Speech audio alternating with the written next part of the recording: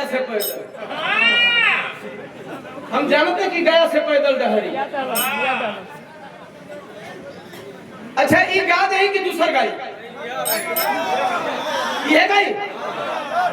अब इन हाल ही में एगो ट्रेंड हमार करता 42वें नंबर पर होके के चला सबकर मांगत गाई ऐसे हम होगा जब नहीं होगा तो भाई एक लाइन होगा तो जब सबकर मने हो गई पिया वो चाहे रुपया वो चाहे। लेकिन पहले हेकर वाला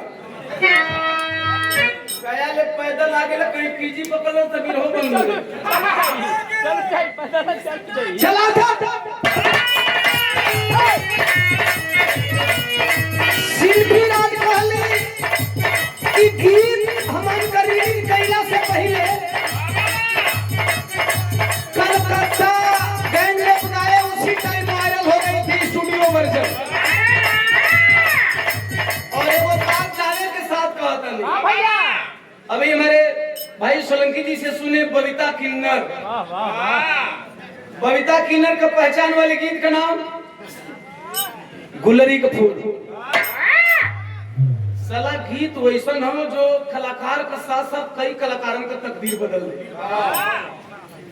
भोज बिरहा से उठ करके भोजपुरी में वो जगह गीत बनाई क्यों बनाई तो मैं बता दूं रिलीजिंग का 1.5 साल पार हो रहा है। चाहे बिरहा में तुलना करो चाहे भोजपुरी में तुलना करो ये इतना लंबा रिलीज के बाद ट्रेंडिंग में रहे वाली कोनो गीते नहीं के वो गीत का नाम खाली गुलरी का फूल बा जिसे आपका भाई ओम प्रकाश दीवाना ने गाया। एगो और पहले के सुन ला अभी 1.5 साल से ट्रेंडिंग में बा। ये इतना लंबा कोनो गीत ट्रेंडिंग में इबे ना करी आई तब तक ना निकली जब तक आप लोग ना निकल पा न चाहबो। जब आप लोग निकलबा तबे निकली नहीं तो फसल है गीत के निकाल फसल अनिल भाई हम कहली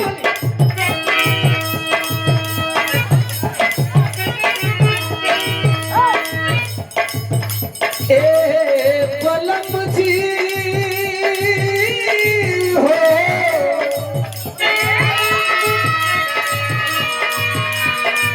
ए राजा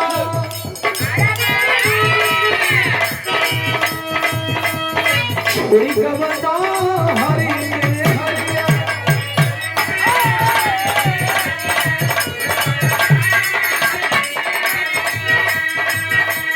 छोड़ी कवता हरी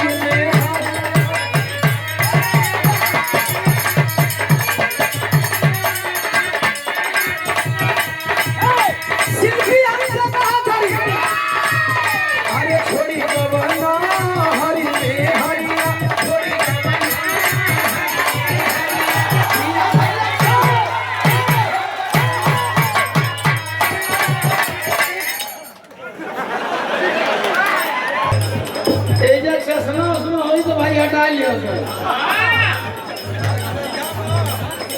ये हमार बड़का भैया लोहरा पहाड़ से जंगल का राजा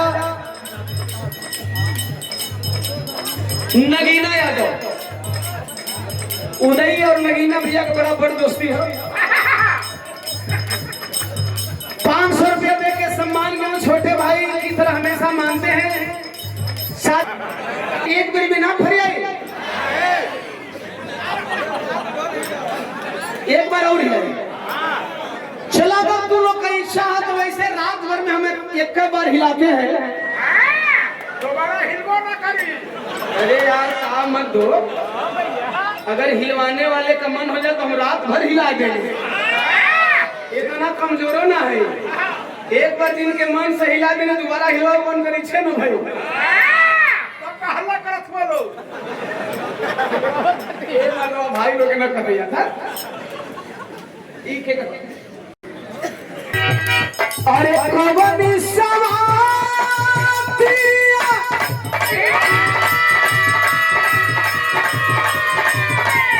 ये राजा जरले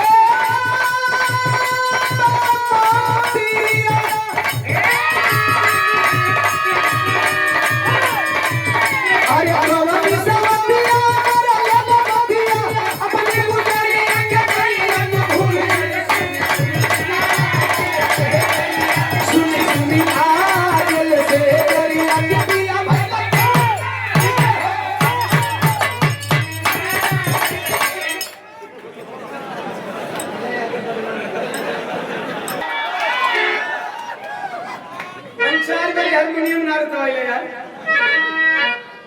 अब बार बार आने लगे 1000 रुपया चरण में पड़ा ले ले। लोग प्यार से जा रहा